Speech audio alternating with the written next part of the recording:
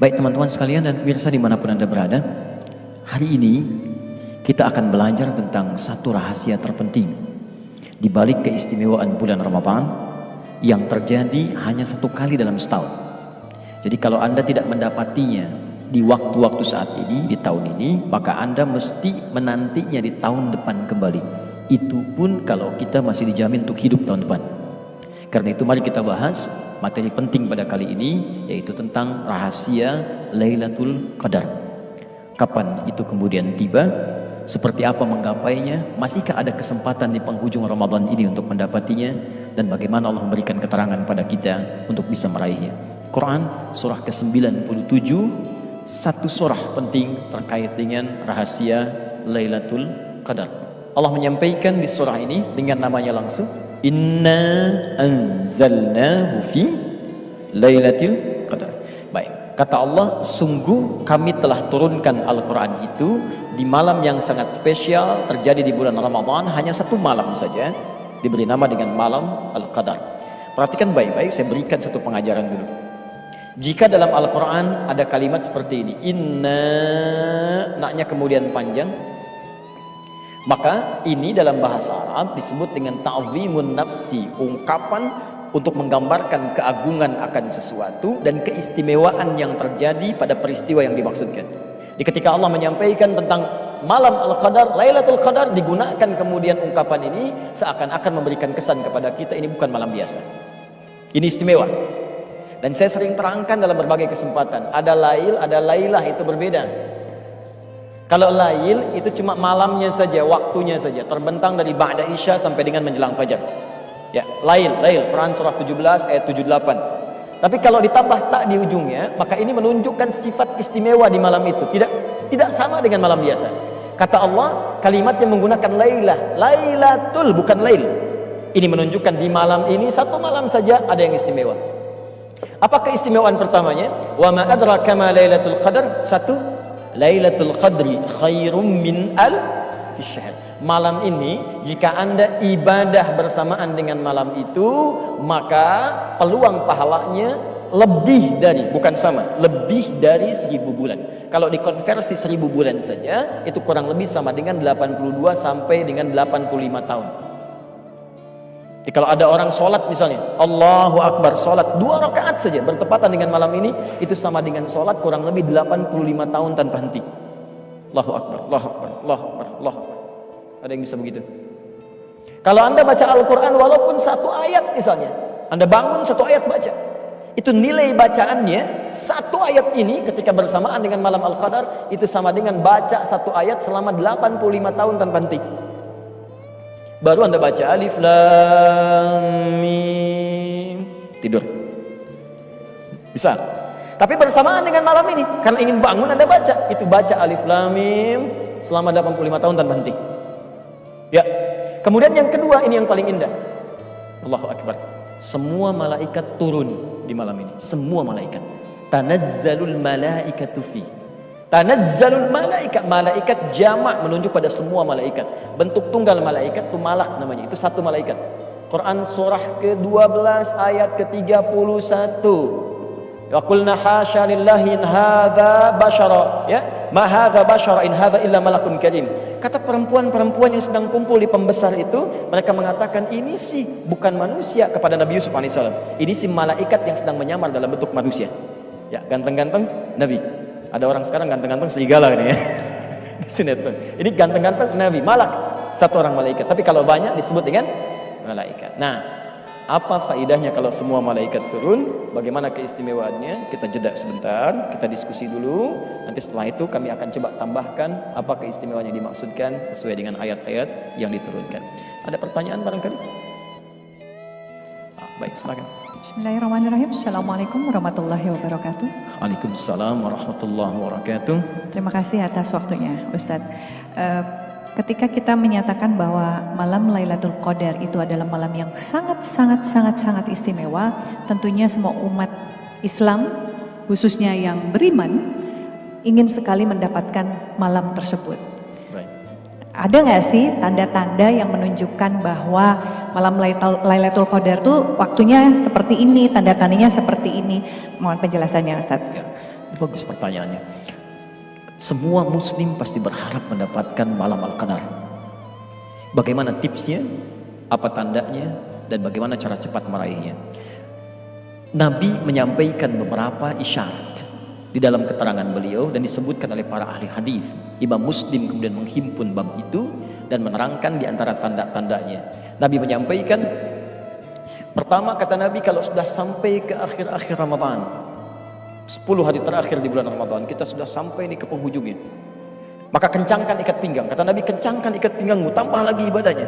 Seperti kita sedang balap lari, kan di penghujung garis finish kekuatan semakin meningkat.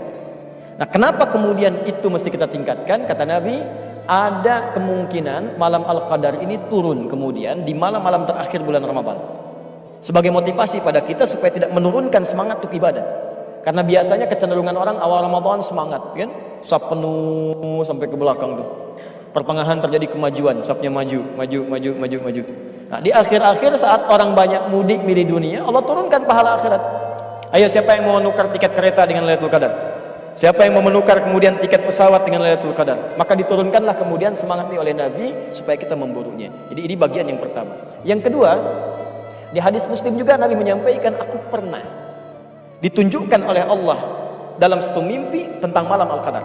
Hanya waktunya oleh Allah dibuat menghilang dariku, dilupakan. Ya, tapi tanda-tandanya disebutkan. Pada saat itu kelihatannya hening, tenang, tidak angin tidak terlampau kencang, kemudian hujan juga tidak terlampau deras, suasananya enak, teduh sekali. Nah, pada bagian yang pertama, ketika Nabi mengatakan dihilangkan dariku waktunya, tidak disebutkan, ini menunjukkan kata para ulama dibuat gaib waktunya supaya kita semangat untuk mencarinya.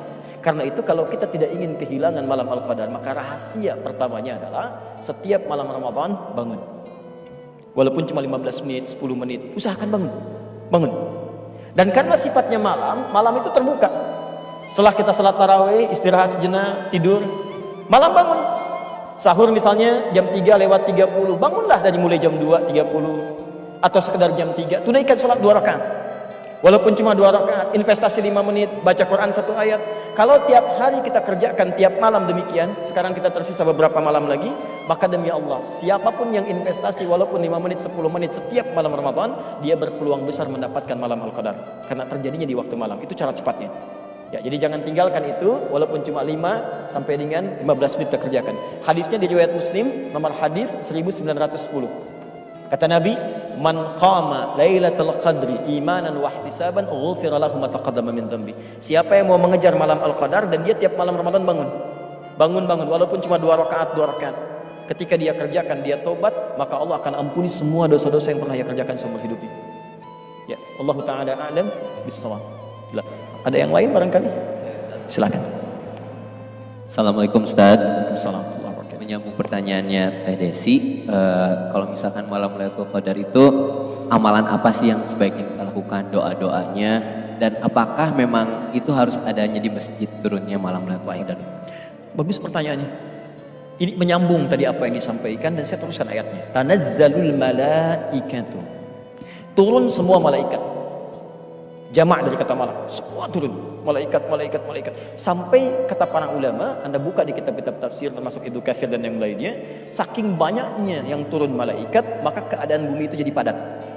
Kalau saya punya misalnya bejana, saya masukkan kelereng dengan padatnya, saya goyang-goyang kan gak ada bunyinya kan? Saking padatnya. Karena semua turun ke bumi, maka pepohonan tuh kalau ditiup angin pun tidak terlalu banyak bergerak. Dia tenang, bagus ya, teduh. Ketika malaikat turun, apa yang harus dilakukan? Kata para ulama, satu, perbanyak doa. Karena di hampir semua hadis-hadis, kalau malaikat turun dalam satu amalan, itu langsung memberikan ridha dan mengaminkan setiap doa yang dimohonkan.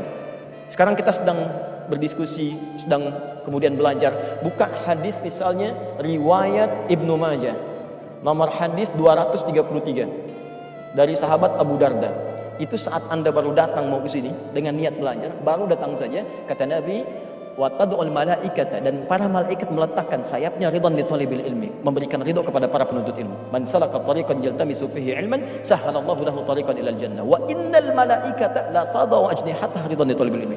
Kalau penuntut ilmu tahu, sejak mulai berangkat dari rumahnya, dia menatap malaikat sudah membentangkan sayapnya, menaungi dia dan memberikan ridha kepadanya. Ridhanya malaikat diantaranya bermakna mengaminkan doa-doa yang dimohonkan. Karena itu di setiap majelis ilmu berdoa. Yang kedua memohonkan ampunan, istighfar. Karena itu banyak minta ampun. Malam-malam setelah sholat Nabi mengajarkan Allahumma inni as'aluka ilman nafi'a wa rizqan thayyiba wa amalan mutaqabbala. Tapi khusus malam Ramadan, Allahumma innaka afuwun karim tuhibbul afwa fa'fu anni. Ya Allah, Engkau Maha Pemaaf, mencintai hamba-Mu yang minta maaf. Hamba mengaku banyak salah, hamba mengaku banyak dosa. Ampuni hamba ya Allah. Minta ampun, nangis begitu jatuh air mata Anda, diturunkan ampunan Allah Subhanahu wa taala. Dan yang terakhir, perbanyak ibadah, baca Al-Quran, berzikir, sholat walaupun cuma 2 rakaat. Itu yang bisa meningkatkan amalan. Ada yang lain?